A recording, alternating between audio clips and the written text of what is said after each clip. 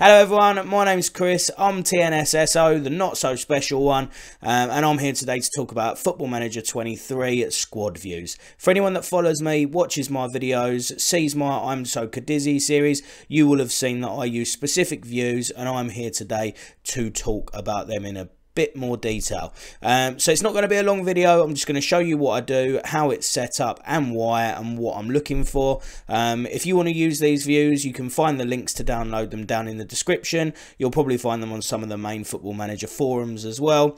But yeah, hope you like the video. If you do, hit that like, hit that subscribe button and check out my I'm So Dizzy series, where we're looking to take Cadiz from being a mediocre La Liga side to up there and competing with the very best. For now, let's run a little intro and get started on these views.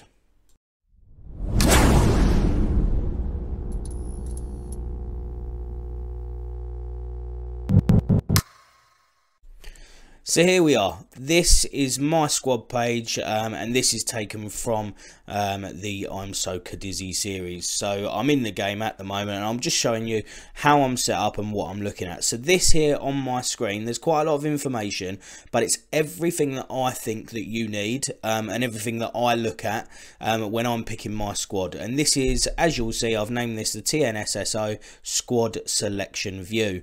So first of all, we're starting with the basics. Position, the picked position. So once we've picked our players, I will generally pick my squad from this page, and then if I want to do any little tinkering and moving around, I might go to my tactics screen. However, I will actually pick the squad from here. So what I'm actually looking for is I've set up my positions so I can actually see who I've put in each role. At the moment, I've got my players sorted by the position they play, which is generally how I would have it. What I'd generally do, once I've actually picked each player, I'll then just click that and just see, and then see the squad and do it that way. But yeah, generally I will have it sorted by position. We've then got my assistant manager's views on ability and potential star ratings. Now again, take them with a pinch of salt. I know some people take a lot more what's the word, like involvement with their assistant manager and will take his views on board. But yeah, that's very much up to you. But I like to see as a very quick visual what my assistant manager is saying. Then we've got the information panel, because straight away from there we can see if anyone's injured, unregistered, transfer listed, wanted by other clubs. It gives us a lot of information just in that little button. Then we're looking at the name of the player and the positions that they're available to play, their best positions. Then I like to see the nationality, so straight away I like to see, have I got, I'm playing as Cadiz, I'm in Spain, and I'm predominantly looking for, as part of that save, I want to build a squad that is predominantly Spanish players, that is not too mixed with nationalities. Again, personal preference. I think if you've got a whole team that's 11 different nationalities out there that all speak different languages, then your team cohesion is not going to be as good. So I always like to see the nationality of the team that I'm managing and the players. Then I look at age. Again, I like to mix it up with a little bit of youth and experience, so I think it's a good bracket to see, a good column to have in there. Height as well. Again, can pinpoint some strengths and weaknesses very quickly. Weight as well, I do have the weight in there, just to see, have I got, although someone's 6'4", are they a big bolshy defender or striker? Are they a target man, or are they quite thin, are they going to have different attributes? Because a big bolshy defender might be a bit slower but stronger. So initially that's going to tell me that. Then we start to move in stats. So this is all very much based around the attributes of the player, so their actual profile as a player. Now we're looking at where it actually comes into squad selection. So naturally, the condition of the player. I don't want to be playing people that are not in the greatest condition, and match sharpness as well. So again, I wouldn't really recommend having more than 1 or 2 players in your squad that are not up to match sharpness. So I'll keep an eye on that as well. I like to see fatigue as well. So fatigue will show me if my players, as you'll see here, are fresh. Are they fresh? Have they got low fatigue? Again, if I've got fresh players available, then it helps with my squad rotation. So I wouldn't necessarily play a whole midfield or a whole defence in my next game where fatigue is very low for all of those players, because we're certainly going to be sort of puffing by the hour mark and potentially concede goals. So I like to see freshness. This one here, training rating. Again, if I've got players that are doing really, really bad in training on a regular basis, then it could influence a decision to drop them. Again, if I've got sort of one of my substitutes down here or one of my youngsters that's constantly overperforming in training, then I may want to reward them with a start and see how they get on. Morale is also good. So again, morale will tell me quite a lot about the player's mentality at that time. Are they enjoying their football? Do they feel that they're not getting enough football? Are they happy at the club? And again, that can have a huge impact on how well or badly that player plays. Injury risk is a good one. And again, it sort of ties in with fatigue. So again, you will notice if they're low fatigue, it will increase injury risk. But generally as well, I like to see that. Again, if I'm trying to protect a player, especially if you find you've got a player in your team that is very, very sort of susceptible to injuries, then just keep an eye on them. If they're really high injury risk, then just give them a rest, and it helps you with that squad rotation as well. Preferred foot, I'd just like to see from the players that I'm picking. It's just a nice quick reference part on the squad screen. Just depends on the type of roles that you're looking to play. And agreed playing time. I think this one's really important. So straight away I can see what my players are expecting. Are they expecting, as a star player, Ledesma's going to be expecting to play virtually every game. As a backup player, David Gill is not. And it's sort of, again, it allows you to prioritise who gets in your team where. And also, if you've got a problem, you might come into the club and go, hang on a minute, I've got a guy here down as an important player, but he's not getting in my first team. I'm not picking him based on attributes. So does that need to be looked at? Does their contract need changing before they become unhappy? Playing time happiness is good to see as well. So that will tell you, is that player, are you playing them enough to match this column? Agreed playing time. Are they getting enough football? Are they happy with how much football they're getting? Again, it's all about keeping a squad happy. Football Manager over the last few years has not just become about a tactic, sticking a tactic out there, playing the same team every week, having a first 11, and unless you get any injuries, switching it up. It is very much now about a squad game. There's so many games to play in today's football schedules in any country, but especially if you're in European competition where you need a squad that you can rotate. And part of that, if you're bringing players into your team for squad rotation and they're miserable because you only give them a game once every 7 or 8 games when someone gets injured or whatever, there's no point in bringing them in, because if they're absolutely miserable, they are not going to go out there and give a true reflection of themselves and give you a good performance. So keeping the squad happy is absolutely key. And then I want to see recent stats. So last 5 games, so who's in form, nice and simple. Appearances over the course of the season. Then I look at I've broken these up. So I like to look at pass completion rate, so in percentage, and key passes. So who's creating my chances, and also who's giving the ball away. If I've got a player that's consistently giving the ball away all the time, then I need to be looking at that. Are they good enough to be in my team for the role that I'm looking to play? Is the role right for them? Then a couple of defensive stats that I think are the most important. So I want to see interceptions. So which of my defenders and midfielders are breaking up the opposition play? Is their positioning good? Are they getting in the right positions to break up and intercept the ball?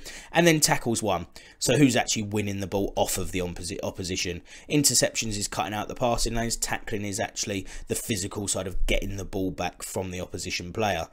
And then your basics, so your assists and goals and player of the match. So man of the match performances, assists and goals, gives me a quick overview of, again, who's creating the opportunities, who's scoring them, and who's overperforming in every game, who are our best players. This one's a good one to have. I like to have game-win ratio on my screen as well. So game-win ratio shows me who the winners are in my team. Do I have a bad egg? Do I have someone that, when they come in the team, they've only won 25% of their games?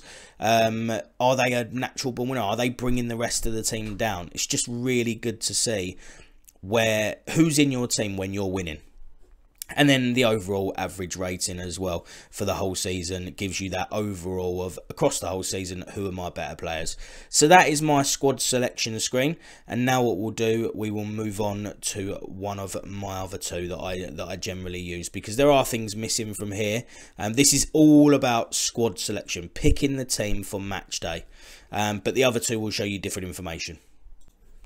So that's the main one. The squad selection screen is the main one, but this is the one I like to use when I'm looking at the transfer and contracts of the players I've got in my squad. The basic info around their contract, what money am I paying out, are players worth what they're being paid. So again, I keep all the basics in at the start about the player profile, position, and age, and then age is the one I sort of keep in there because that can have a big reflection on what contracts I'm going to offer, and do I have the right players in the right age groups on the right money and the right contract lengths. So next up we have expires. So the expiry date of the contract speaks for itself. Agreed playing time, and again I know we have that on the previous page, but it's really important here. Are there any issues? Do I have someone that I've got to the wrong playing time? Do I need to consider that when offering them a new contract? Then there's their basic wage, and then I've got all their bonuses as well. So I have the yearly percentage raise in there. So if I've got any yearly percentage raises on any of these players, it will tell me. So if every single one of these is 10%, I mean, you can see I've got none here at Cadiz, which is great. So I've got no natural financial exposure for next year. I've got no financial increases because sometimes you can miss these yearly percentage raises can really catch you out, and all of a sudden at the end of the year the wage budget has increased by 20 grand out of nowhere, and you're like, where did that come from? This screen will tell you straight away. Appearance fees. So again, I mean, from an appearance fee, it's great. Yes, it's good to see. Is it going to affect when you're playing players? Maybe not. But at the same time, have you got a player that's on far too high an appearance fee? Do you want to bring these down? Do you need to boost them up? Then goal bonuses and assist bonuses. So I've got your key bonuses and clean sheet bonuses as well. So these would obviously predominantly, clean sheets are obviously predominantly for your goalkeepers and defenders. Assists predominantly for your midfield and creative players. And then your goal bonuses would be for the guys that you're expecting to get you your goals throughout the season. But it's a good way to see, again, overall package. Then we've got transfer value. So we're looking, and we can sort by any of these columns as well and see who's on the bigger bonuses at the club. Does it match up to their agreed playing time and their transfer value? Does that match up? Is it right? Are my highest value players on the most money? Again, am I going to get any unhappiness in my squad because people feel that they're being hard done by?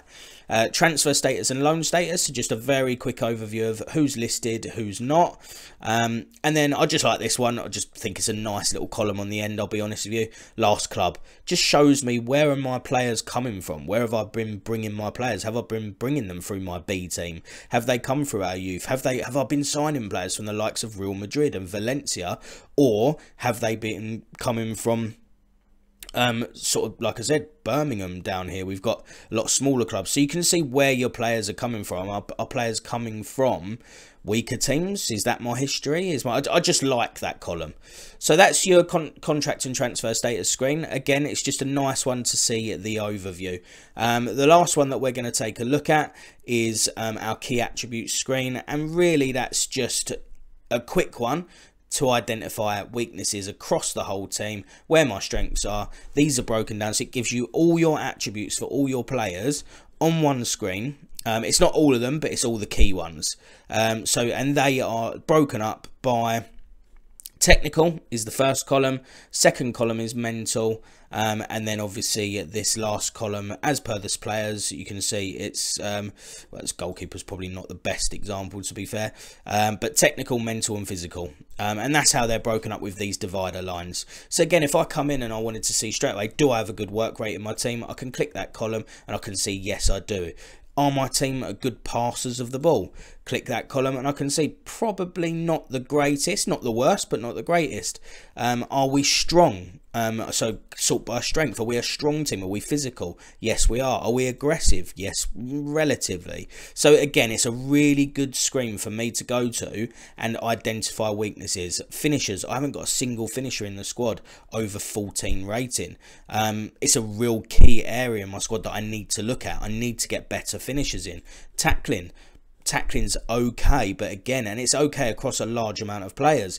So this is a really good squad for identifying strengths and weaknesses. You wouldn't necessarily use it for your squad selection, but I love this screen, and hopefully you will too.